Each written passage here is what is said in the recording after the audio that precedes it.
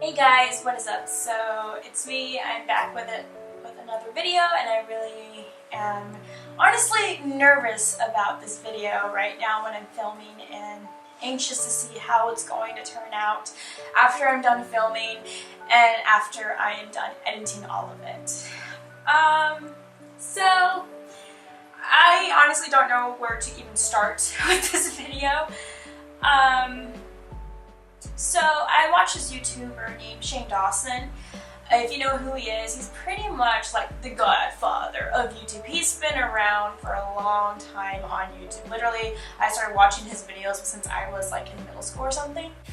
And his content has definitely changed from then to now, but I really love what he's doing with his channel. Like, he still has his comedy side, but yet he still has his like personal notes in there, and it's just very nice and warming just to see his videos. That being said, this video is inspired by him from his new heartwarming kind of serious talk videos, with the ones that he did with his Blair confronting his first love, and especially his dad video. So I know most of you, so yeah, I'm gonna try something different. I do want to be personal with you guys and tell you more about myself and so forth, so I thought I could do that, but at the same time I'm like, I just don't want to be here and ramble. And so that being said, I don't do a lot of art videos of me like personally drawing stuff or painting stuff, because I always felt like it's pressured, but I thought if I talk to you guys while I'm doing it, it might turn out pretty good, so let's give it a shot. So I don't know if this is going to be a series or not, but it's like story time with me now, and the title, as you can tell, as you've seen already, is called Cinderella. So yeah, so I have a story to tell you, and I hope you guys do appreciate the story. And in the meantime, when I'm telling the story, I'm going to paint something. So I already kind of have it drawn out already.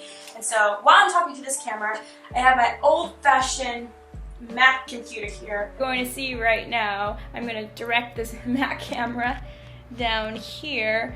You guys can see what I am painting. So, and I do apologize ahead if I get emotional with the story, because it still gets to me at some point. I have been to two, I guess, hurdles, tough things in my life as growing up. Honestly, I feel like no one should ever go through that.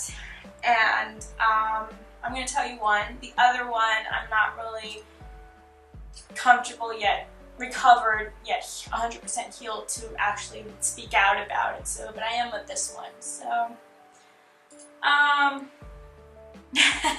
when I was little, I was actually born in Mexico, and at the time, my parents could not take care of me financially because they were pretty poor. And that being said, they already had my brother, and yeah, it was just hard for them. My dad didn't have a job. My dad got fired from his job, and as for my mom, she didn't have one, so it was tough on them to supply for my brother, and I was there. And so basically, who I call mom and dad right now is technically my aunt and uncle, and I love them to death. So they brought me to the United States when I was still an infant, and I grew up in Texas for 18 years of my life. You know, life goes on and things changed, and my parents got a divorce. And they got a divorce when I was still an infant. Luckily, I guess I should say for me, I was very little, so I don't remember a lot about the divorce at all. I think I was maybe 3 or 2 years old when it happened, so yeah. So it was very tough on my mom. She loved my dad very much, and there were times where she told me that it was so hard for her when she looked at me. She would cry because I reminded her so much of my dad, and yeah, it was tough on her. So again, time passed, and then my dad remarried to my stepmom. I'm gonna call her V, because honestly I can't think of a name to call her right now. So I met V, and she was very nice. The earliest memory I have of her and my father was we were at a rental house type deal, and we were in a living room and we were just having a good time, I guess. But after they got married, her attitude changed towards me, especially when she got pregnant with my stepsister. So before, she was nice, she was sweet to me, she would buy me things, and then afterwards she just got colder and stricter towards me. You know, at the time I think I was 5 or 6 years old, but I didn't remember a whole lot about it. And I thought it was normal. I thought, okay, maybe she's just cranky, she's having a bad day. I was fully wrong. So like I said, my parents were divorced, and so I would go back and forth between my mom and dad's place. At first, at my dad's house, I didn't have my own room to myself. I spent the time in my dad's room, like sleeping with him and so forth. Funny enough, yes, it's weird. My stepmom, V, slept in another room while I came over, which was strange in my opinion now that I look back at it, but whatever. Then I finally did get a room, but I didn't really call it a room. Like, I literally had no privacy. It was more of a storage room.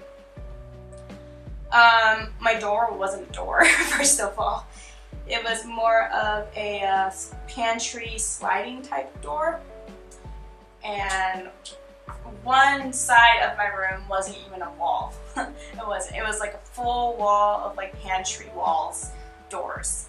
And I literally had no privacy. Like, anyone who was in the living room could hear me, and it was very uncomfortable.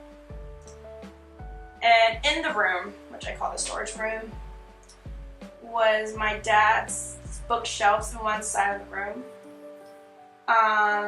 My dad's grandfather's old desk that he let me use. And then there was my stepmom's V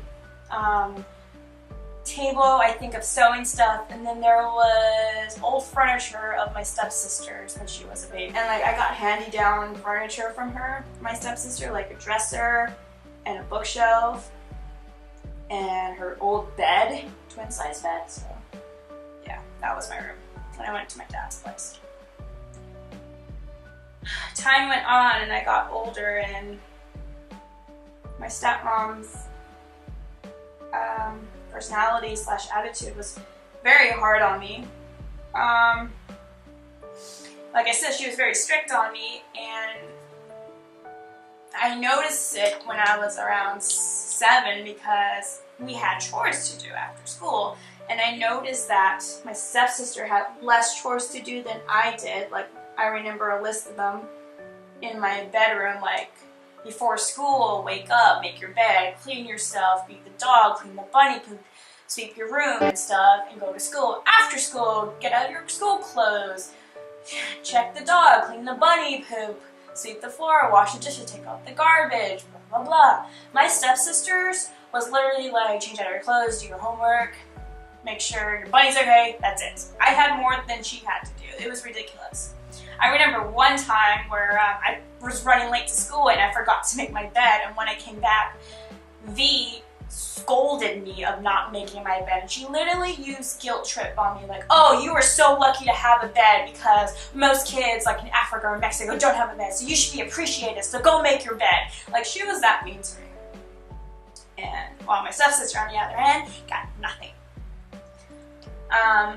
My stepmom did take my stepsister and I to see movies, but it was mostly movies that my stepsister and my stepmom wanted to see. It was never my choice. I had to literally be quiet and suck it in. And then when we were on our drive back from the movies, like, they would play songs on the radio, and there was just one song I love singing, and I forgot the name of it, and I started singing it, and then my stepsister basically told my stepmom, Ruth is singing and stuff, I can't sing, and my stepmom told me, stop singing, that way your sister can sing. And I just stood quiet. It was hard. It wasn't until in 3rd grade where I realized that my stepmom was emotionally abusing me. She would saying really nasty things to me. Her favorite words were, "Stop being a baby," because I would cry a lot. "You're weak. You're ugly." The worst of the worst was, "You're not worthy to be loved." And that just got to me because I was little when she told me that. Like, what 8, 7-year-old wants to hear that they're ugly, they're fat, they're a baby, and they're not worthy to be loved? Like, it really got to me. And the worst part of it is I believed her. My stepmom lowered my self-confidence and self-esteem that I actually believed that I was a baby because I cried a lot. That I was weak and I was fat. She was mean. That's all I can say. It was hard because I had nowhere to go besides my mom and dad's place. My dad was aware of some of the stuff, but I stood quiet because I knew how much he loved her and so forth. And I don't know. It's hard. She did some nasty things to me. I felt like I couldn't do anything at that house because if my dad went to work, it was with my stepmom and stepsister, and so I would say that I was in a cage and there were lions preying on me because I was stuck in a cage. I would literally stay in my room after school just not to do anything, and I was terrified to go take a shower because I would have to go across the house just to, and it was near where the living room was and my stepsister's room was, and that was where they were, and I just didn't want to deal with it. She did my stepmom did small changes towards me, like anytime we had dinner, I would always get my food last, and it was usually less of a portion, and my napkin was always wet and damp. I would remember that. And I felt like I couldn't talk at all at the dinner table, and when I did, it was usually because my dad was talking to me. And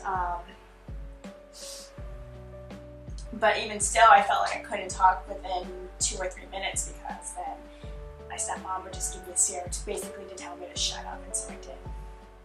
And anytime we were out in public, just with my stepmom and I, and when we ran into someone that my stepmom knew, she would literally, I'm not even joking, either take my wrist or she would either put her hand on my wrist or on my neck or shoulder and squeeze it really tight.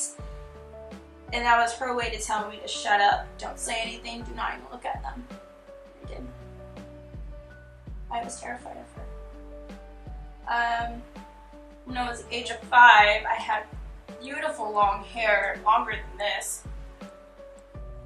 And one night she was combing it, and I had all these tangles, and she was just saying, "God, you have so many tangles, why did you let this happen?" And she said I didn't deserve to have long hair, and so she cut it. She cut my long hair into like a pixie cut, and I'm not even talking about like a cute pixie cut. Like I'm talking about a horrible pixie cut. Like it was bad. My mom got really upset and told my dad, and my dad just, I don't know, we didn't really do anything. And so, yeah. And the worst of the worst is when she read my diary twice. After going through the abuse, obviously I wrote in my diary just saying all these negative things towards her, and she read my diary. I remember the first time she did it, I don't remember the day, but I remember that she came into my room and told me that she read my diary, and I literally was having a panic attack because in that diary I wrote that I wish she would die because I was mad at her. And later that day, she came in with my stepsister, and she forced me to say sorry to my stepsister because she said that you wish for your stepsister's mom to die. And so I had to say sorry to my stepsister. Obviously I told my dad, and I remember that night they had an argument, but I never got an apology from her. I also remember a time where my dad wanted to go to Mexico. And I asked her, oh, I thought it would be the two of us, but then he told me, I want you to come with V and my stepsister. And I was panicking on the phone because I didn't want to go. Because I didn't want to spend a whole week with V. And then I remember she came on the phone and like literally was demanding me, why don't you want to go? What's the problem? And I couldn't say a thing. I couldn't say anything. And so I ended up going. Again, just very quiet to myself, making sure it was horrible because I would make sure I'm taking the right steps, acting a good way, that way I wouldn't get in trouble. Like, it was miserable.